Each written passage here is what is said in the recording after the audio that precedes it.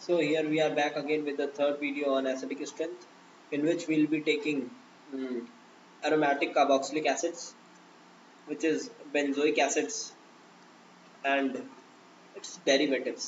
मैं रिकमेंड करूंगा आपको कि आप पुरानी वीडियोस देख लें एसिडिक स्ट्रेंथ की. Things will be better. आपको ज़्यादा ईज होगा समझने में चीज़ों को. So this is benzoic acid. First of all, let us compare it with acetic acid and then with formic acid. अब ये कंपैरिजन मोर और लेस एक्सपेरिमेंटल है, क्योंकि ये थोड़े अलग अलग टाइप के एसिड्स हैं, तो इनको थियोरेटिकली प्रेडिक्ट कर पाना इतना अच्छा नहीं माना जाता. तो आप थोड़ा एक्सपेरिमेंटल रिजल्ट्स ऐसे एसिड्स के लिए याद रखें, तो that will be more helpful for you. ये कुछ 4.5 के आसपास पीके वैल्यू, इसकी पीके वैल्यू 4.75 के आसपास, इसकी पीके वैल्यू लगभग 3.8 3.7 के आसपास रहती है. Let us take it as 3.8. तो आप देख सकते हैं कि इन तीनों में दिस इज मोस्ट एसिडिक. ये सबसे बढ़िया एसिड बन रहा है, मोस्ट एसिडिक. अच्छा, इन दोनों में कौन है? इन दोनों में दिस इज बेटर एसिड. अब इन दोनों में छोटा सा थ्योरेटिकल प्रेडिक्शन आप ये बता सकते हो. हालांकि मैं बोल रहा हूँ इसकी जो थ्योरेटिकल कंपैरिजन है दैट इज नॉट 100% एडिक्वेट.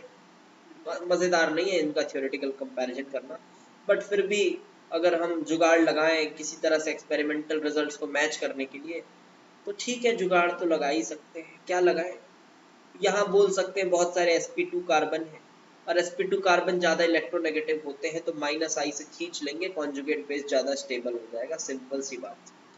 और यहाँ पे CH3 है, ठीक है, थोड़ा +I लगाता है, +I शुभ होता नहीं, इसलिए यहाँ पे एसिडिक स्ट्रेंथ जो हो जा रही है वो थोड़ी कम हो जा रही है. अच्छा, तो बात करेंगे बेंजोइक एसिड और फॉर्मिक एसिड में. फॉर्मिक एसिड में इतना क्या खास हो रहा है? पहली बात कि वहां पे कोई भी +I लगाने वाला ग्रुप नहीं है, ये अच्छी बात है. अच्छा, तो -I भी तो कोई नहीं लगा रहा. ठीक है, -I कोई नहीं लगा रहा है, एक न्यूट्रल कुछ नहीं, H एटम लगा हुआ है. H एटम लगा हुआ है. अब देखो, इसको ऐसे समझाते हैं कुछ लोग. अब मैं ये नहीं बोलूंगा ये कितना सही है कितना गलत है, मैं तो यही बोलूंगा कि भैया एक्सपेरिमेंट की वैल्यू याद रखें. ऐसे तो अजीबो गरीब एसिड्स के लिए ये थ्योरेटिकल प्रेडिक्शंस दिए जरूर जाते हैं, बट ये कोई बहुत ही खास थ्योरेटिकल प्रेडिक्शंस नहीं है. अगर आप अच्छी किताबों को पढ़ेंगे तो उसमें ऐसा बोला जाता है, बट फिर भी. और यहाँ पे है HCO-.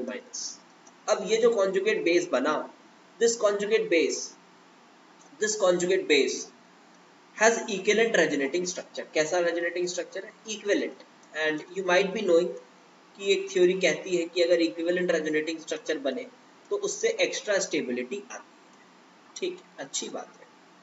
अब यहाँ भी equivalent resonating structure है, हाँ है, ये देखो ये है, लेकिन कहीं ना कहीं इसका जो एक बाहर बढ़िया प्यार से ये रेजोनेंस कर रहा था, ये रिंग जो है ये इसके इक्विवेलेंट रेजोनेटिंग स्ट्रक्चर्स को कहीं ना कहीं से डिस्टर्ब कर रही है, मान सकते हैं बिल्कुल. कैसे? ये देखो, ये अपना रेजोनेंस कर रहा है, अब ये वाले जो है ये भी इसकी तरफ रेजोनेंस कर रहे हैं. कॉन्जुगेशन तो है ना, ये देखो कॉन्जुगेशन है, तो यहाँ प्लस आएगा, फिर ये इधर गया प्लस आएगा, फिर ये इधर गया प्लस आएगा. तो मतलब ये जो रिंग है, it is somewhat disturbing the equivalent resonating structures of this carboxylate ion present outside the ring. तो ये जो इक्विवेलेंट RS है वो कहीं ना कहीं थोड़ा डिस्टर्ब हो रहा है, बट यहाँ पे देयर इज नो डिस्टर्बेंस, कोई डिस्टर्बेंस नहीं है. इस हिसाब से आप बोल सकते हो कि फॉर्मिक एसिड एक बेटर एसिड है. तो फिर बोलेंगे भैया एसिटिक एसिड में क्या बुरा था, वहां भी तो कोई डिस्टर्बेंस नहीं था. ठीक है, नहीं था डिस्टर्बेंस, लेकिन वो मिथाइल का +I उस डिस्टर्बेंस वाले फैक्टर से ज्यादा डोमिनेंट था, वो उसको ज्यादा बुरी तरह से खराब कर रहा था.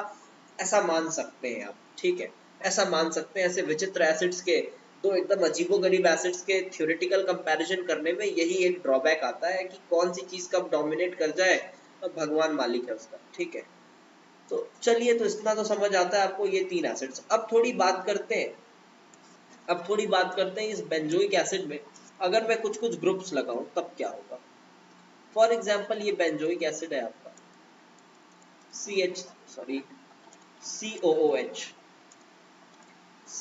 ये बेंजोइक एसिड.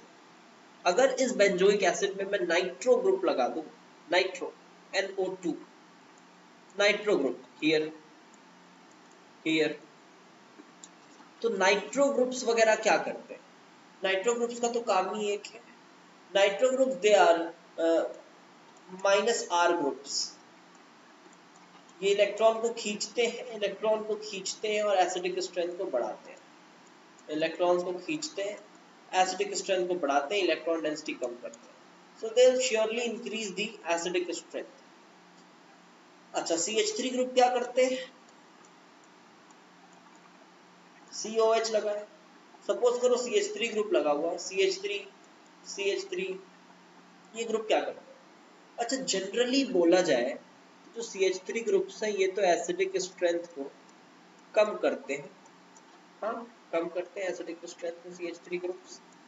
बट एक यहाँ बहुत इंटरेस्टिंग फिनोमेना देखने को मिलता है, जब ये मिथाइल ग्रुप या कोई भी ग्रुप कार्बोक्सिलिक एसिड के ऑर्थो पोजीशन पे सब्स्टिट्यूटेड है, कोई भी ग्रुप कार्बोक्सिलिक एसिड के ऑर्थो पोजीशन पे सब्स्टिट्यूटेड है, तो उससे एसिडिक स्ट्रेंथ बढ़ जाती है, मतलब इफ आई कंसिडर नाइट्रो वगैरह तो लगा दो, ऑर्थो पैरा मेटा कहीं भी लगाओ, एसिडिक स्ट्रेंथ बढ़ाएंगे ही बढ़ाएंगे, ठीक है, बिकॉज -R ना सही -I तो लगाएंगे ही। अच्छा, -R क्यों नहीं? मेटा पोजीशन पे -R ज्यादा डोमिनेंट नहीं होता, वो बात आगे पढ़ेंगे, ठीक है। चलिए तो आगे बात करते हैं, we will be talking about this. मैं क्या बात कर रहा था? COH एंड CH3 यहाँ लगाया मैंने, और यहाँ मैंने लगाया COH एंड CH3। अच्छा, मैं पूछ रहा हूँ कि बताओ भैया कौन ज्यादा एसिडिक है? ये और ये दोनों में कौन ज्यादा एसिडिक है? चलो इसको भी छोड़ो, ये लो बेंजोइक एसिड और इसमें कौन ज्यादा एसिडिक है? तो 90% बच्चों का आंसर होगा कि बेंजोइक एसिड ज्यादा एसिडिक है, बिकॉज ये जो CH3 ग्रुप है ये तो इलेक्ट्रॉन देता है, और अभी सर आपने बोला तब से आप यही पढ़ाते जा रहे हैं कि जो भी चीज इलेक्ट्रॉन देगा वो एसिडिक स्ट्रेंथ को कम करेगा।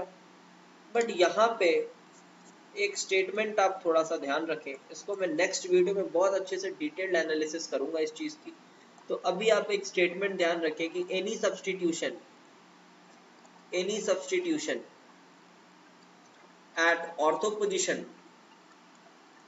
at ortho position of benzoic acid will increase its acidic strength।